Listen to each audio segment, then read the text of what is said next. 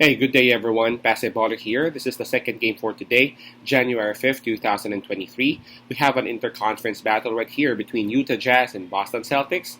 This one will actually happen at 7 o'clock p.m. Eastern Time, and that's going to be 8 o'clock a.m. here in Manila. I'm just inviting everyone who have not subscribed yet to our YouTube account or YouTube channel, Basketballer. Please click on the subscribe button below. At the same time, hit on that bell logo. That way, automatically, you guys will be receiving notifications whenever new videos are uploaded. Utah Jazz approaching this game, they have a record of 16 and 19, while Boston Celtics, they carry with them a tremendous record of 26 and 7.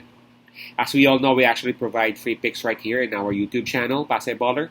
But for those who would want to avail our premium picks or premium packages, you may actually reach us through Instagram, Telegram, WhatsApp, or even Messenger. Just check on the descriptions of these videos and you can see the details right there.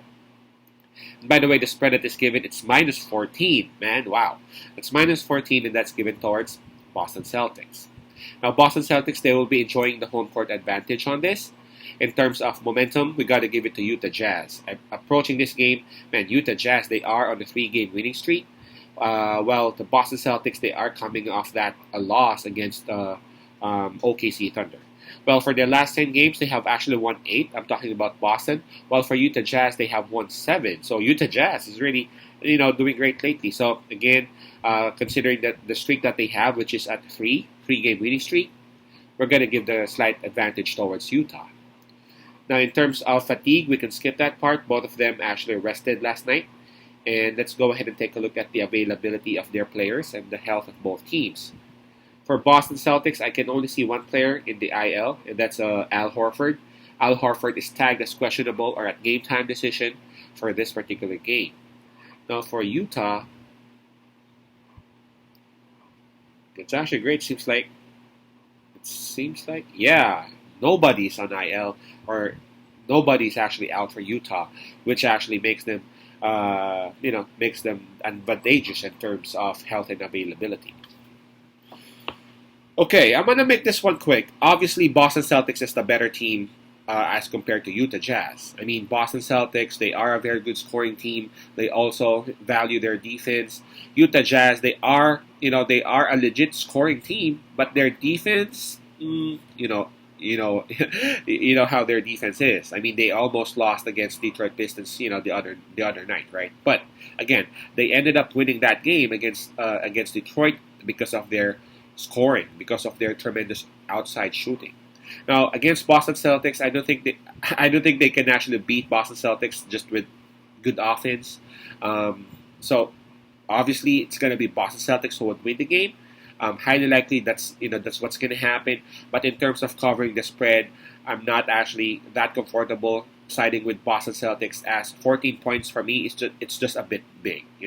It's just a bit big considering the Utah Jazz having some good run, 3-game winning streak. Considering the fact that Utah Jazz's bench is also improving, has improved tremendously. I mean, you can see, and they can actually get some support now from Dunn, from Fontecchio, from Keontae George. They can actually get some scores and some points and some defense on those players, who don't log like anything like a couple of months ago, right? So it's actually a huge advantage for Utah Jazz to have those players be productive. That way, their starting unit can actually get some rest. I'm talking about Markkanen. I'm talking about Clarkson, Collins. That way, whenever they come back, they will still be more effective.